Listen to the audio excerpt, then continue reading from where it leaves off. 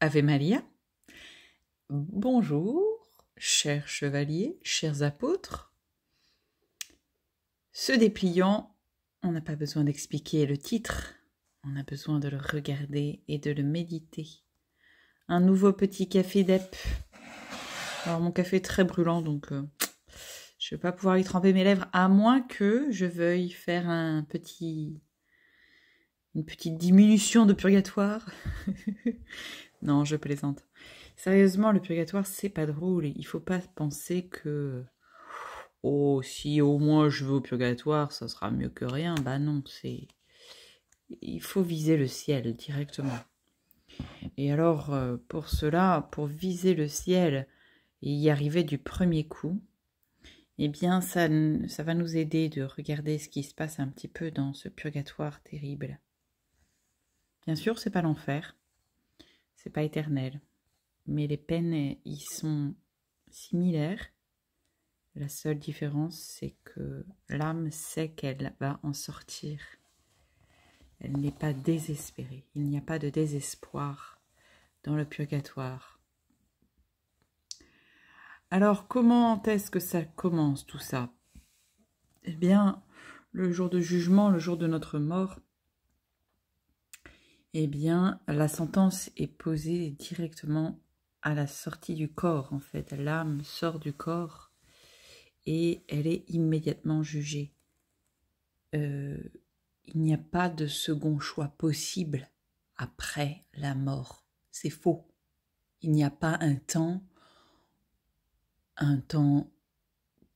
personne ne définit parce que ça n'existe pas. Ce temps après la mort, l'âme, elle est immédiatement jugée. Elle ne peut pas, elle est entrée dans l'éternité. Donc, elle est jugée telle qu'elle est à la sortie de son corps.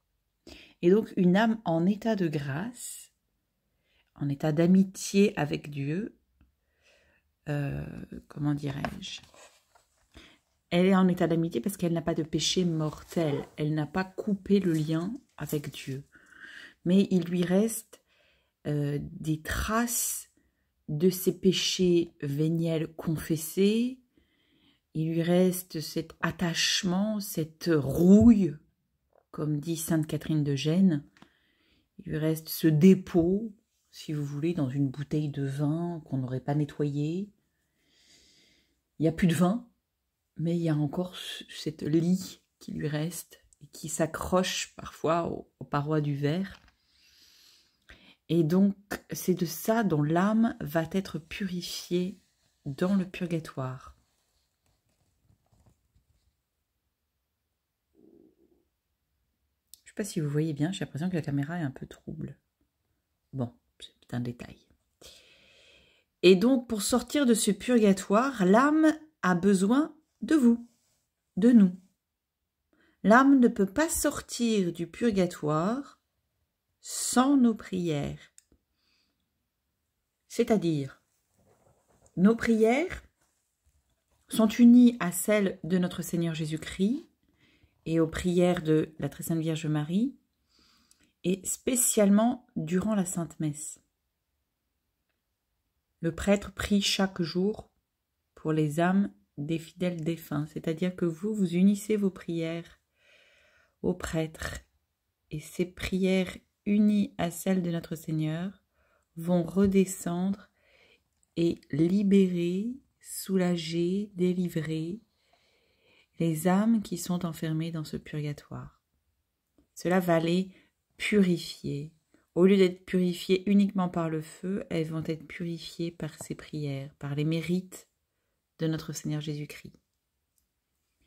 Et donc, c'est là où une chose très importante à savoir, puisque souvent les gens, on les rencontre à la sortie des enterrements ou à la sortie des cimetières. Bah, je peux plus rien faire. Il est mort comme ça, j'y peux rien, je peux rien. Mais si. Faites dire des messes. Demandez à ce qu'on célèbre des messes. Offrez les messes. Assistez à la messe. Priez pour les âmes du purgatoire. Et vous les soulagerez. C'est un dogme de foi que le purgatoire existe et que l'on peut les aider par nos prières. Et si, hélas, elles ne sont pas dans le purgatoire, elles vont dans la géhenne de feu. C'est important pendant le mois de novembre de méditer aussi sur l'enfer. L'enfer, c'est une privation éternelle de la vision de Dieu, une peine éternelle du feu qui dure sans fin, qui n'a pas de fin. Et puis la compagnie est pour le moins malheureuse, puisque on est en compagnie des démons. Oui, mais je ne mérite pas ça. Avez-vous vécu selon la loi de Dieu? Avez-vous renoncé à Satan, à ses pompes, à ses œuvres, à sa gloriole? Ou avez-vous préféré le monde, le péché, la sensualité, tout ce qui conduit à l'enfer? Eh bien, c'est logique. On a un fruit qu'on récolte, c'est un fruit de mort, c'est la mort éternelle. Et l'enfer ne disparaît pas. Il n'y a pas, oui, après un temps, Dieu va fermer l'enfer et tout le monde ira au paradis. Non, c'est complètement faux. C'est complètement faux.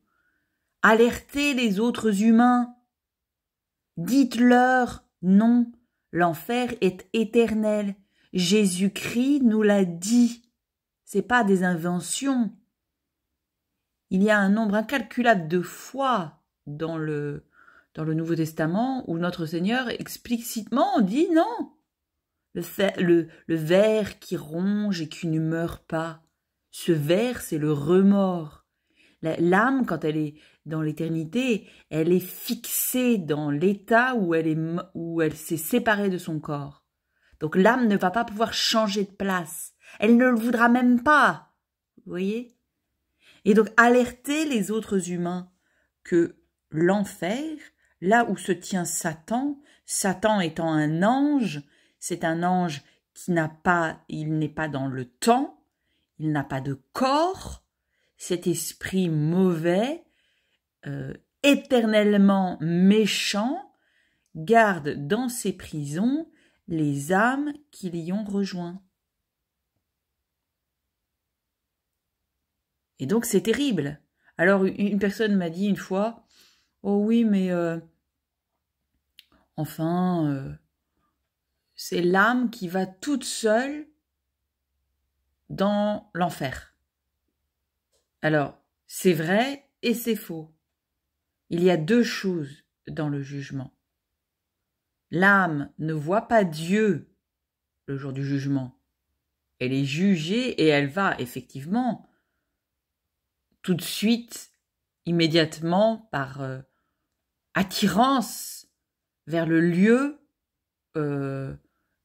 pour lesquels elle s'est préparée, en fin de compte, vous voyez. Mais il y a en même temps la sentence du juge. C'est pas simplement l'âme qui va dans le lieu où elle est attirée, c'est que le juge, notre Seigneur Jésus-Christ, pèse nos actions, les bonnes, les mauvaises, et c'est son jugement qui condamne, parce que Jésus condamne, oui, Jésus condamne, oui. Il est miséricorde, mais la miséricorde, c'est pour maintenant, c'est pas de l'autre côté, hein.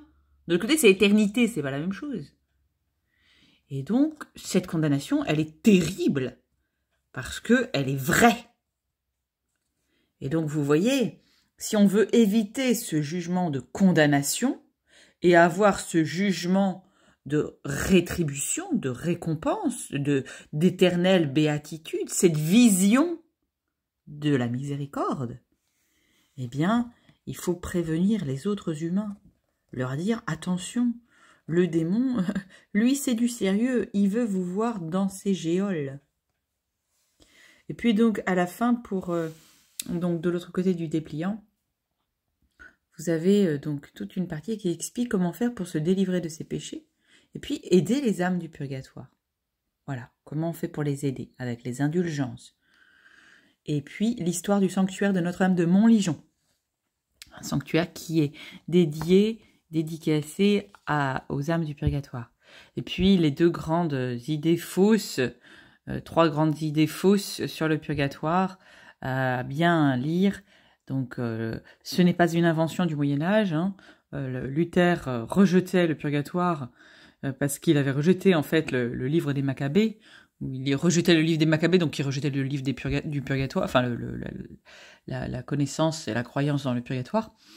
Et puis, il y a des âmes qui ont eu la permission divine d'expliquer ce qu'était le purgatoire. Et donc vous avez un extrait du manuscrit des âmes du purgatoire.